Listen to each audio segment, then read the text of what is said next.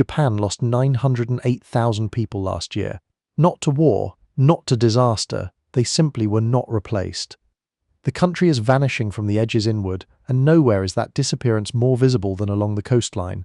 Fishing towns that fed the country for centuries are emptying out. Harbours that launched thousands of boats now launch none. Schools built for 200 children have 3. And the Japanese government has identified 744 towns that will functionally cease to exist by 2050. Many of them are on the sea. These are 9 of them. Number 9. Sutsu, Hokkaido. The fishing town that was offered nuclear waste because nothing else would save it. On the windswept western coast of Hokkaido, a town of 2,700 people has been shrinking for decades. Sutsu was once a thriving fishing port. Herring and squid built the economy. The harbour was the centre of everything. Then the fish thinned, the young left. The population halved. In 2020, the mayor made a decision that split the community in 2. He volunteered Sutsu as a candidate site for Japan's high-level nuclear waste repository. The government offered financial incentives worth billions of yen for any town willing to begin the survey process. Most towns refused. Sutsu said yes. The backlash was immediate. Residents protested. Environmental groups condemned the decision. The town held a referendum. The result was contested. The surveys began anyway. Sutsu is now a town defined by a single question. Is accepting nuclear waste a reasonable price for survival? The fishing economy cannot sustain it. The young are not coming back. And the government is offering money that no other industry can match. The town that built its identity on pulling life from the sea is now debating whether to bury the most dangerous material on Earth beneath it. Number 8. Ine, the floating boathouse village where the houses are sinking and the owners are gone. On the northern coast of Kyoto Prefecture, tucked inside a sheltered bay, roughly 230 traditional funaya, boathouses built directly over the water line the shore. The ground floor is open to the sea. Boats float inside the house, families lived upstairs. The design is unique in Japan and has existed here for centuries. Ine was once a working fishing village where every family owned a boat and the house was the harbour. Today, over half the funaya are empty. The owners died. The children moved to Osaka or Kyoto. The wooden structures, which require constant maintenance against salt water and humidity, are rotting from the waterline up. Tourists arrive by the busload in summer to photograph the boathouses. They take pictures, buy a rice ball, and leave. The residents who remain, most of them over 70, watch the buses come and go. The town looks beautiful in photographs. In person, the smell of damp wood and the sight of collapsing rooflines tell a different story. Ine is being preserved as a picture while dying as a community. Number 7. Wajima, the lacquerware capital that was already dying before the earthquake finished the job. On the tip of the Noto Peninsula, Wajima was famous for 2 things, its morning fish market and its lacquerware, a craft tradition stretching back over 600 years. The town's population had been declining for decades. Then, on January 1, 2024, a magnitude 7.6 earthquake struck the Noto Peninsula. Wajima was at the epicenter. The morning market burned. Over 200 buildings in the historic district were destroyed. The lacquerware workshops, many of them family operations passing skills through generations, were flattened. Roads connecting Wajima to the rest of the peninsula collapsed. The town was cut off. Before the earthquake, Wajima had roughly 23,000 residents. Thousands evacuated and have not returned. The infrastructure damage is so severe that full reconstruction will take years. Many former residents, particularly the young, have resettled elsewhere permanently. Wajima was already losing its population before the ground shook. The earthquake did not kill the town. It accelerated a decline that was already decades old. The craftsmen who made Wajima's lacquerware are aging out. The apprentices who would replace them are in Tokyo, and the workshops where a 600-year tradition was practiced are now rubble. Number 6. Surufutsu, Japan's northernmost village where scallops are worth more than people. At the very top of Hokkaido, facing the Sea of Okhotsk and the Russian island of Sakhalin, Surufutsu is the northernmost village in Japan. The population is roughly 20,500. The average income is among the highest in rural Hokkaido. The reason is scallops. Surufutsu's scallop fishery is one of the most productive in Japan. The village exports shellfish worth billions of yen annually. Per capita, the residents of Surufutsu are wealthy by rural Japanese standards, but wealth has not stopped the decline. The winters are brutal. Drift ice from the Sea of Okhotsk blocks the coast for months. The nearest city of any size is hours away. The schools are emptying. The average age climbs every year. The scallops generate revenue, but revenue does not generate children. Surufutsu is proof that money alone cannot reverse depopulation. The village is rich and shrinking at the same time. The scallops will outlast the people who harvest them. Number 5. Aoshima, the island where cats outnumber humans 6 to 1. A 30-minute ferry ride from the coast of Ehime Prefecture. a small island of roughly 0.5 square kilometers, has become one of Japan's most photographed places. Not for its scenery, for its cats. Oshima has approximately 5 to 7 permanent human residents. It has over 100 cats. The cats were originally brought to the island to deal with mice that plagued fishing boats. The fishermen left. The mice disappeared. The cats stayed and multiplied. The island has no shops, no restaurants, no cars, no vending machines. The few remaining residents are all elderly. The ferry runs twice a day and does not operate in bad weather. Tourists who come to see the cats must bring their own food and water because there is nothing to buy on the island. Oshima has become a symbol of something Japan does not like to discuss publicly: the point at which an inhabited place stops being a community and becomes a curiosity. The humans are leaving.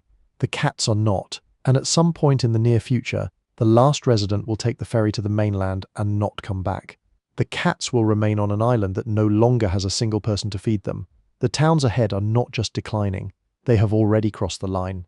One was abandoned overnight, one was swallowed by the ocean, and one was the most densely populated place on Earth before every single person left. Number 4. Okutama, the dying town that is technically inside Tokyo. 2 hours west of Shinjuku Station, still within the administrative boundaries of Tokyo, the mountain town of Okutama has a population of roughly 4,600 people. It has been declining for decades. The average age is over 55. The primary school has fewer than 30 students. Okutama is inside Tokyo the same way a fishing village in the Scottish Highlands is inside the United Kingdom.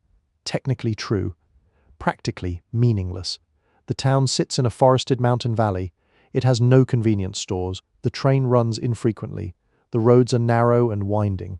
The Tokyo metropolitan government has attempted interventions. Subsidies for young families willing to relocate. Free housing programs. Remote work incentives. The results have been modest. A handful of people have moved in. The overall trajectory has not changed. The weirdness of Okutama is not its decline. It is its address. This is Tokyo, the same city that contains Shibuya Crossing, the world's busiest pedestrian intersection. 2 hours by train from the neon and the noise, a town is emptying out because nobody under 40 wants to live there. The most famous city on Earth contains a village that is disappearing. Number 3, Nagoro. The village where the dolls replaced the people.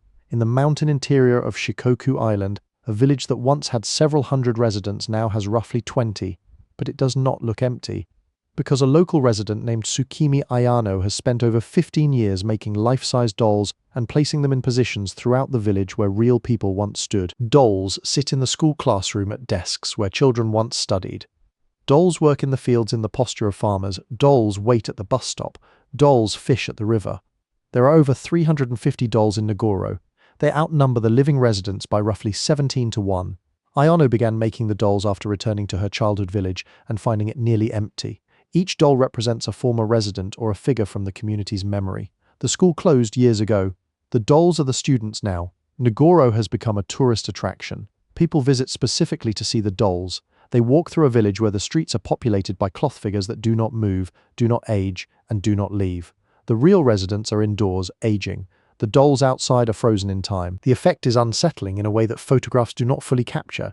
A village that replaces its dead with sculptures is not preserving its community. It is mourning it in public.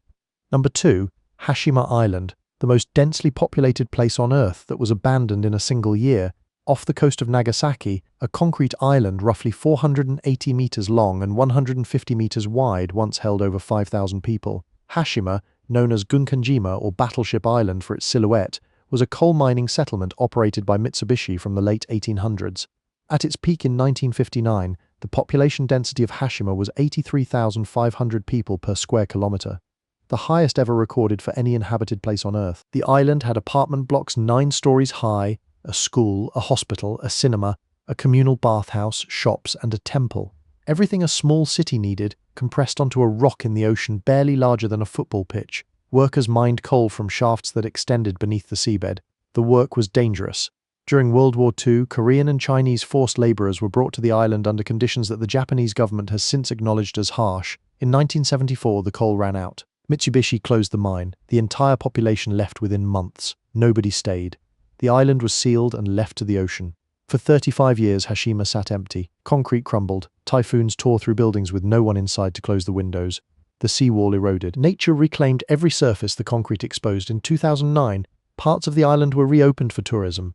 In 2015, it was designated a UNESCO World Heritage Site. Visitors arrive by boat from Nagasaki, walk along reinforced viewing platforms, and look into apartment buildings where meals were left on tables and belongings were left in rooms. The residents packed what they could carry and left everything else. The most densely populated place in human history is now a concrete skeleton sinking into the East China Sea. The coal that built it is gone. The people who mined it are gone. The buildings they lived in are collapsing into the ocean one typhoon at a time, and to tourists pay to visit what remains, which is everything except the people. Number 1. The Noto Peninsula coast, the 100 kilometers of shoreline that Japan is quietly giving up on. The northern coast of the Noto Peninsula in Ishikawa Prefecture is not a single town. It is a stretch of coastline roughly 100 kilometers long, dotted with dozens of small fishing communities that are simultaneously experiencing what demographers call terminal depopulation, the point at which a community's age structure makes recovery mathematically impossible. Before the 2024 earthquake, these towns were already dying. Suzu, at the tip of the peninsula, had a population under 13,000 and an average age over 55. Noto Town was similar. Anamizu was similar. The entire northern coast was a chain of communities where the last generation of fishermen was working without successors. The earthquake accelerated everything. Roads connecting these towns to Kanazawa and the rest of Japan were severed. Water systems were destroyed. Homes collapsed. The infrastructure that kept these communities barely connected to modern Japan was shattered in minutes. The Japanese government faces an implicit question it has not answered publicly. Do you rebuild infrastructure for towns that were going to be empty in 20 years anyway? The cost of restoring roads, water, and electricity to every damaged fishing hamlet on the Noto coast runs into hundreds of billions of yen. The population those repairs would serve is elderly, shrinking, and unlikely to produce a next generation. Some communities on the Noto coast have already made the decision for themselves. Residents have relocated to Kanazawa or other inland cities. They are not coming back. The houses will remain. The harbours will remain. The fishing nets will dry and rot on the walls where they were hung. And the coastline will do what coastlines do when the people leave, reclaim what was built on it. Japan lost 908,000 people in 2024, the 16th consecutive year of decline. Somewhere along the Noto coast, the last fisherman in a village that has existed for 500 years is pulling his boat onto a beach that his grandchildren will never see. He knows this. The government knows this. And nobody has figured out what to do about it except wait. 9 towns. A fishing port debating whether to accept nuclear waste to survive. A boathouse village rotting from the waterline. An earthquake that finished what depopulation started. An island where cats outnumber humans 6-1. A village where dolls have replaced the dead. A concrete island that held 5,000 people and emptied in a year. And a coastline that a country is quietly deciding to let go. Japan is not collapsing. It is contracting.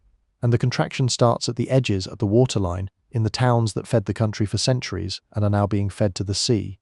Which town stayed with you? Tell us in the comments. Subscribe for more. We will see you next time.